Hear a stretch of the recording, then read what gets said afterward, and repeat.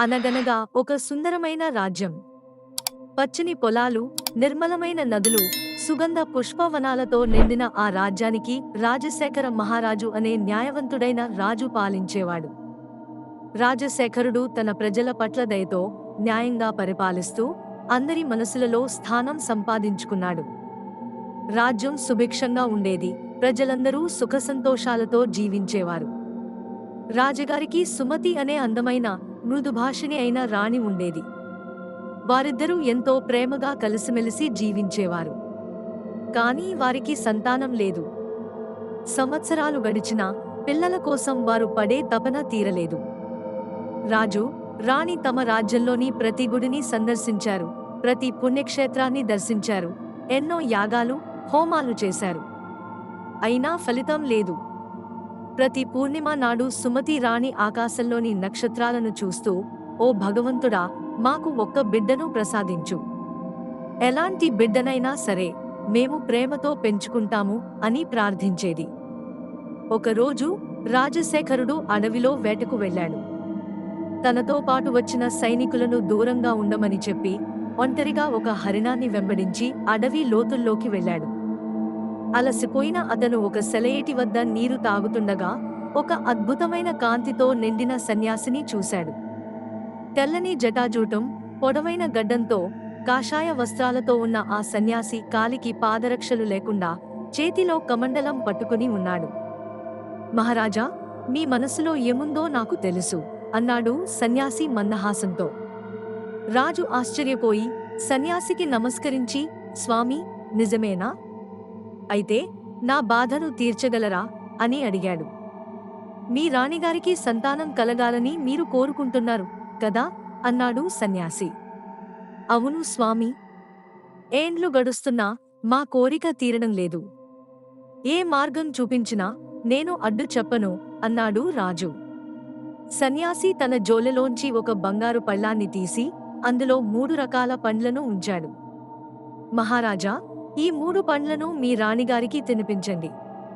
కాని ఒక విషయం గుర్తుంచుకోండి, ఈ పండ్లలో ఒకటి ఒక పాము రూపంలో ఉన్న బిడ్డను ఇస్తుంది. ఆ బిడ్డ ఎలా ఉన్నా మీరు దానిని ప్రేమించి ఆదరించాలి అన్నాడు సన్యాసి. రాజు భయం, సందేహం, ఆశ అన్నీ కలిసిన భావాలతో, అలాగే స్వామీ, మీరు చెప్పినట్లే చేస్తాను. నా బిడ్డను నేను హృదయపూర్వకంగా ప్రేమిస్తాను అని మాట ఇచ్చాడు. రాజు 3 పండ్లను తీసుకుని రాజభవనానికి చేరుకున్నాడు. రాణికి విషయం చెప్పి పండ్లను ఇచ్చాడు. సుమతి రాణి వాటిని ప్రేమతో తిన్నది. కొంతకాలానికి రాణి గర్భవతి అయ్యిందని తెలిసింది. రాజ్యమంతా సంతోషంతో నిండిపోయింది. 9 నెలలు గడిచాయి. రాణి ప్రసవ సమయం వచ్చింది. అందరూ ఉత్కంఠగా ఎదురుచూస్తున్నారు. కాని రాణి ప్రసవించింది.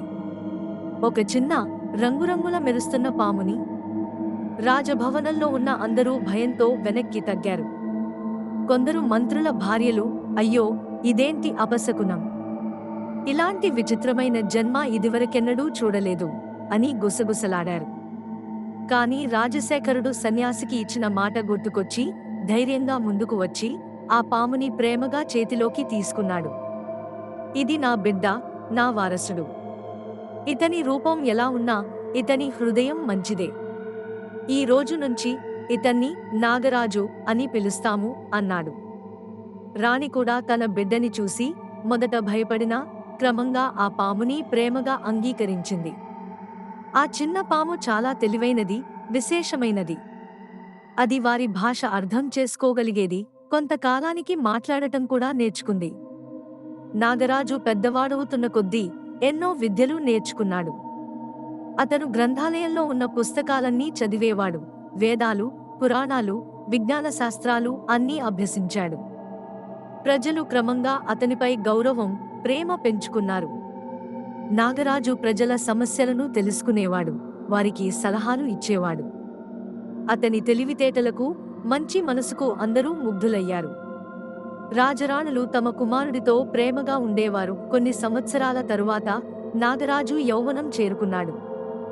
ఒక సాయంత్రం అతను తన తండ్రిని కలిసి, నాన్నా, నీకు ఒక విషయం చెప్పాలి అన్నాడు. చెప్పు నాగరాజా, ఏమిటది అడిగాడు రాజు. నాన్నా, నాకు నాకు పెళ్లి కావాలి అనుకుంటున్నాను అన్నాడు నాగరాజు సంకోచంగా. రాజు ఆశ్చర్యంతో నిశ్చేష్టుడయ్యాడు. కాని నాగరాజా, నువ్వు నువ్వు అంటూ ఆగిపోయాడు. అవును నాన్నా, నేను ఒక పాము అని నాకు తెలుసు. కాని నాకు హృదయం ఉంది. నేను ప్రేమించగలను, ప్రేమించబడగలను. నా భార్యను నేను రాణిలా చూసుకుంటాను. ఆమెకు ఎలాంటి కష్టం కలగనివ్వను అన్నాడు నాగరాజు. రాజు తన మంత్రులతో, పండితులతో సమావేశమయ్యాడు. అందరూ చాలా చర్చించారు. ఇది అసాధ్యం అన్నారు కొందరు. ఏ తల్లిదండ్రులు తమ కూతురిని ఒక పాముకు ఇవ్వడానికి ఒప్పుకుంటారు అన్నారు మరికొందరు. చివరికి రాజు ఒక నిర్ణయానికి వచ్చాడు. అతను తన రాజ్యంలో ఒక ప్రకటన చేయించాడు. నాగరాజు కుమారుడిని వివాహం చేసుకునే అమ్మాయికి 3 పెట్టెల బంగారం మరియు రాజ్యంలో సగం భాగం ఇవ్వబడును. ఈ ప్రకటన విని ధనం కోసం చాలామంది యువతులు ముందుకు వచ్చారు. కాని నాగరాజును చూడగానే భయంతో వెనక్కి వెళ్ళిపోయారు. అసలు మనిషే కాదు, పాము అని అంటూ పారిపోయారు. ఇలా జరుగుతుండగా ఒకరోజు మల్లిక అనే అమ్మాయి రాజభవనానికి వచ్చింది. మల్లిక ఒక పేద రైతు కూతురు. ఆమె చిన్నప్పుడే తల్లిని కోల్పోయింది. తండ్రి ఆమెను ఎంతో ప్రేమగా పెంచాడు. మల్లిక అందంగా, తెలివైనదిగా, మంచి మనస్సు కలిగి ఉండేది. ఎవరినైనా చూడగానే వారి మనసులోని మంచితనాన్ని గుర్తించగలిగేది. మల్లిక రాజభవనానికి చేరుకుని, మహారాజా, నేను మీ కుమారుడిని పెళ్లి చేసుకుంటాను అంది నిర్భయంగా. రాజుగారు ముందు నమ్మలేదు. అమ్మాయి, నీకు తెలుసా నా కుమారుడు ఎలా ఉంటాడో? అతను ఒక పాము. అవును మహారాజా, నాకు తెలుసు అతను ఒక పాము అని. కాని పాము కాదు, రాజకుమారుడు అని నాకు తెలుసు. రూపం కాదు, మనసు ముఖ్యం. నేను అతన్ని ప్రేమిస్తాను, గౌరవిస్తాను అంది మల్లిక. రాజు, రాణి ఆశ్చర్యపోయారు. మల్లిక తండ్రిని కూడా పిలిపించారు. ఆయన కూడా తన కూతురి నిర్ణయానికి మద్దతు ఇచ్చాడు. నా కూతురు చాలా తెలివైనది. ఆమె చూసేది వ్యక్తి రూపం కాదు, అతని హృదయాన్ని. ఆమె నిర్ణయాన్ని నేను గౌరవిస్తాను అన్నాడు. రాజరాణులు నాగరాజు, మల్లిక పెళ్లి ఏర్పాట్లు చేశారు. పెళ్లి రోజు మల్లిక ఎరుపు రంగు పట్టుచీర కట్టుకుని, బంగారు నగలతో అలంకరించుకుని, అందంగా అలంకరించిన మంటపంలో కూర్చుంది. అక్కడున్న ప్రజలందరూ భయంతో, ఆసక్తిగా చూస్తుండగా మల్లిక ఏమాత్రం భయపడకుండా నాగరాజుతో సప్తపది చేసింది. ప్రజలందరూ ఆశ్చర్యపోయారు. ఎంత ధైర్యం ఈ అమ్మాయికి! ఒక పాముతో పెళ్లి చేసుకుంది అని అనుకున్నారు. కాని మల్లిక ముఖంలో భయం లేదు, సంతోషం మాత్రమే ఉంది. పెళ్లి తరువాత వారిద్దరికీ భవనంలో ఒక ప్రత్యేకమైన గది ఏర్పాటు చేశారు. ఆ రాత్రి వారి గదిలో మల్లిక నాగరాజుతో, నాకు మీరంటే భయం లేదు. మీ చర్మం నల్లగా, మెరుస్తూ ఉంటుంది. మీరు నాకు ఒక మంచి జీవిత భాగస్వామి అవుతారని నాకు తెలుసు అంది. అప్పుడు ఒక అద్భుతం జరిగింది. నాగరాజు తన చర్మాన్ని విడిచిపెట్టాడు. అతను లోపల నుంచి అత్యంత అందమైన రాజకుమారుడిగా బయటకు వచ్చాడు. మల్లిక ఆశ్చర్యపోయి, ఇదేమిటి అంది. నేను నిజంగా ఒక మనిషినే మల్లిక. కాని ఒక శాపం వల్ల పాముగా మారాను. ఆ శాపం ప్రకారం నన్ను నిస్వార్థంగా ప్రేమించే అమ్మాయిని పెళ్లి చేసుకున్నప్పుడే నేను రాత్రుళ్ళు మనిషిగా మారగలను. నువ్వు నన్ను ప్రేమించావు, నా రూపం కోసం కాదు, నా స్వభావం కోసం అన్నాడు రాజకుమారుడు. మరి పగలు అడిగింది మల్లిక. ఒక షరతు ఉంది. నేను ప్రతి రాత్రి మాత్రమే మనిషిగా ఉంటాను. సూర్యోదయం నుండి సూర్యాస్తమయం వరకు పాముగానే ఉండాలి. నువ్వు ఈ విషయాన్ని ఎవరికీ చెప్పకూడదు. 3 సంవత్సరాల తర్వాత శాపం పూర్తిగా తొలగిపోతుంది. అప్పుడు నేను పూర్తిగా మనిషిగా మారిపోతాను అన్నాడు. మల్లిక ఆనందంతో ఒప్పుకుంది. ఆమె ఈ రహస్యాన్ని ఎవరితోనూ పంచుకోలేదు. ప్రతి రాత్రి వారిద్దరూ సంతోషంగా గడిపేవారు. వారు కథలు చెప్పుకునేవారు, కలిసి పాటలు పాడేవారు, భవిష్యత్తు గురించి కలలు కనేవారు. పగలు నాగరాజు మళ్లీ పాముగా మారిపోయేవాడు. రాజు, రాణి తమ కోడలు సంతోషంగా ఉండడం చూసి ఆశ్చర్యపోయారు. ఎలా ఇంత సంతోషంగా ఉంటుంది అని అనుకునేవారు. 2 ఏళ్లు గడిచాయి. మల్లిక, నాగరాజు చాలా సంతోషంగా ఉన్నారు. ఒకరోజు మల్లిక తండ్రి కాలం చేశాడని వార్త వచ్చింది. మల్లిక చాలా బాధపడింది. ఆమె తన తండ్రి ఇంటికి వెళ్లి అంత్యక్రియలు నిర్వహించింది. అక్కడ ఆమె తన పెద్దనాన్న కలిశాడు. అమ్మాయి, నీవు చేసిన ఈ పెళ్లి ఎలా ఉంది? ఒక పాముతో అడిగాడు ఆయన. మల్లిక చాలా బాగుంది అని చెప్పినా ఆయన నమ్మలేదు. మాకు అసలు విషయం చెప్పు. అక్కడ ఏదో రహస్యం ఉంది కదా అని పట్టుబట్టాడు.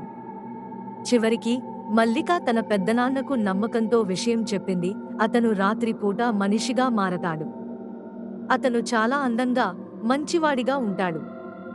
కానీ ఈ విషయం మీరు ఎవరికీ చెప్పకూడదు అంది. పెద్దనాన్న మొదట నమ్మలేదు. ఆయన రాత్రివేళ దొంగచాటుగా మల్లిక గదిలోకి చూశాడు. అక్కడ ఆయన ఒక అందమైన రాజకుమారుడిని చూసి ఆశ్చర్యపోయాడు. ఆయన మనసులో ఈర్ష్య పుట్టింది. ఇంత మంచి వరుడు ఈ అమ్మాయికి దొరకడం ఏమిటి? ఇది న్యాయమా అని అనుకున్నాడు. రాత్రి పడుకునే ముందు నాగరాజు తన పాము చర్మాన్ని గదిలో ఒక మూలన ఉంచేవాడు. పెద్దనాన్న ఆ చర్మాన్ని కనిపెట్టి అది లేకుండా చేసుకోవాలని అనుకున్నాడు.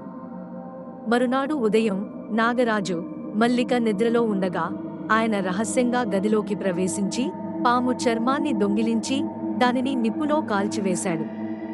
తెల్లవారగానే నాగరాజు మేల్కొని తన చర్మాన్ని వెతికాడు. అది కనిపించలేదు. అతను భయంతో, బాధతో, మల్లికా, నా చర్మం ఎక్కడా? ఎవరైనా దానిని తీసుకెళ్లారా అని అడిగాడు. మల్లిక కూడా వెతికింది, కానీ దొరకలేదు. నాగరాజు చాలా బాధపడ్డాడు. అయ్యో మల్లికా, ఇప్పుడు నేను నిన్ను వదిలి వెళ్ళాలి. నా శాపం పూర్తి కాలేదు. నేను నాగలోకానికి వెళ్ళిపోతాను. మన ప్రేమ ప్రయాణం ఇక్కడితో ఆగిపోయింది అన్నాడు. మల్లిక కన్నీళ్లతో, అలా వెళ్ళిపోకండి. మీరు లేకుండా నేను బతకలేను అంది. నా శాపం తొలగించడానికి ఒకే ఒక మార్గం ఉంది. నువ్వు నన్ను వెతకాలంటే 3 జత ఇనుప చెప్పులు అరిగిపోయే వరకు నడవాలి. నేను నాగలోకంలో ఉంటాను. అక్కడికి రావడానికి చాలా కష్టమైన మార్గాన్ని అధిగమించాలి అని చెప్పి నాగరాజు ఆకాశంలోకి ఎగిరి అదృశ్యమయ్యాడు. మల్లిక తన భర్తను వెతకడానికి నిశ్చయించుకుంది. ఆమె తన పెద్దనాన్నను కలిసి జరిగిన విషయాన్ని అడిగింది. అప్పుడు అతను చేసిన మోసం తెలిసింది. మీరు మా జీవితాలను నాశనం చేశారు అని ఆగ్రహించింది మల్లిక. మల్లిక రాజరాణులకు విషయం చెప్పి తాను నాగరాజును వెతకడానికి వెళ్తున్నట్లు తెలిపింది. రాణి ఆమెకు 3 జత ఇనుప చెప్పులు తయారు చేయించి ఇచ్చింది. నువ్వు ఖచ్చితంగా మా కుమారుడిని తీసుకొస్తావని నాకు నమ్మకం ఉంది అంది. ఇప్పుడు మల్లిక తన భర్తను కనుక్కోపోతుందా లేదా నెక్స్ట్ ఎపిసోడ్లో చూడండి. ఈ కథ మీకు నచ్చితే లైక్ చేయండి, షేర్ చేయండి మరియు మా ఛానల్ను సబ్స్క్రైబ్ చేయండి.